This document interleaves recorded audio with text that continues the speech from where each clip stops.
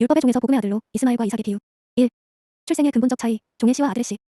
이스마엘과 이삭의 차이는 어머니의 신분, 종 하갈과 자유자 사라에서 비롯됩니다. 이는 영적으로 율법, 모세,과 복음, 예수를 상징하며 누구를 통해 잉태되느냐에 따라 하나님과의 관계가 종이 될지 상속자 아들이 될지가 결정됨을 의미합니다. 2. 전달자의 격 차이, 천사의 법과 아버지의 진리. 모세가 시내산에서 천사를 통해 받은 율법은 종의 영으로서 죄를 깨닫게 하는 역할을 합니다. 반면 아버지의 품속에서 독생하신 예수가 직접 가져오신 복음은 아들의 영으로서 우리를 하나님의 아들이 되게 하는 생명의 말씀입니다. 3. 이름의 변화와 회개, 약속의 아들이 되는 과정. 아브라함이 할례를 통해 아브라함으로 개명된 후 백세의 웃음, 이삭을 얻었듯 인간은 율법 아래서 자신의 한계를 깨닫고 회개의 세례, 요단강을 통과해야 합니다. 이 과정을 거쳐 예수의 진리를 영접할 때 비로소 창조주 여호와를 구세주 예수로 만나는 약속의 아들이 됩니다. 종과 아들은 신분상 분명한 차이가 있다. 그런데 그 근본적인 차이는 육체의 씨와 믿음의 약속의 씨에 있다. 이스마엘은 아브라함의 자식이지만 신분은 종이다. 그 이유는 그 어머니가 여종 하갈이기 때문이다. 이삭은 아브라함의 아들이다. 그리고 아브라함의 유업을 이을 아들이다. 그 이유는 그 어머니가 안주인 자유자 본처 사라이기 때문이다. 이스마엘은 종이기 때문에 집에서 쫓겨나 밖에 거하고, 이삭은 아들이기 때문에 아브라함의 유업을 상속한다. 이것은 성경에서 큰 의미를 우리에게 보여주고 있다.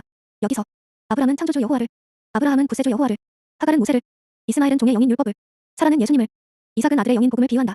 여호와 하나님께서는 모세를 통하여 율법을 주셨다. 모세는 애굽에서 태어나 자랐다. 즉 애굽의 종인 하갈과 유사한 입장이다.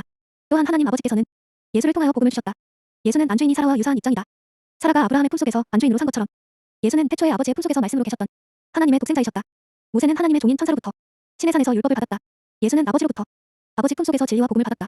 그래서 율법은 천사인 종의 영이라 하고, 복음은 하나님의 아들인 예수가 전하셨기에 아들의 영이라고 한다. 똑같이 한 하나님에게서 말씀을 받았지만 천사를 통해서 받은 율법으로는 하나님의 종이 될 뿐이고, 예수를 통해서 받은 진리로는 하나님의 아들이 되는 것이다. 아브라함이 이스마엘을 낳았을 때는 86세였다. 하나님은 13년 후 아브라함에게 다시 나타나셔서 아브라함을 아브라함으로 개명하시고 할례를 받도록 명하신 다음에 사라에게 이삭을 잉태하게 하셔서 아브라함은 100세에 이삭을 낳았다. 이삭이란 웃음이란 뜻이다. 즉 기쁨을 주는 아들인 것이다. 복음은 기쁜 소식이고 이 복음으로 하나님의 아들이 되는 것이다. 율법도 하나님의 이름이지만 율법의 목적은 죄인임을 깨닫고 회개토록 하여 예수 앞으로 인도하는 몽학선생이다. 예수가 전하신 진리는 구세주 아버지의 이름으로, 이 진리로만 하나님의 아들이 되는 것이다. 율법으로 창조주 여호와의 이름을 나타내셨고, 복음으로 구세주 여호와의 이름을 나타내셨다.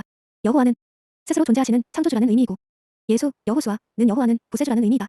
아브람과 아브라함은 동일한 존재이지만 아브라함은 육체로 잉태한 아들 이스마엘을 낳은 후에 아브라함으로 이름이 바뀌었고, 할례를 통하여 회개하여 성령으로 잉태한 아들 이삭을 얻었다. 율법을 의지하였던 자들은 요단강에서 마음 가죽을 베는 회개의 세례를 받고 예수의 진리의 말씀을 영접함으로 말미암아 성령 세례를 받아 하나님의 약속의 아들들이 된다.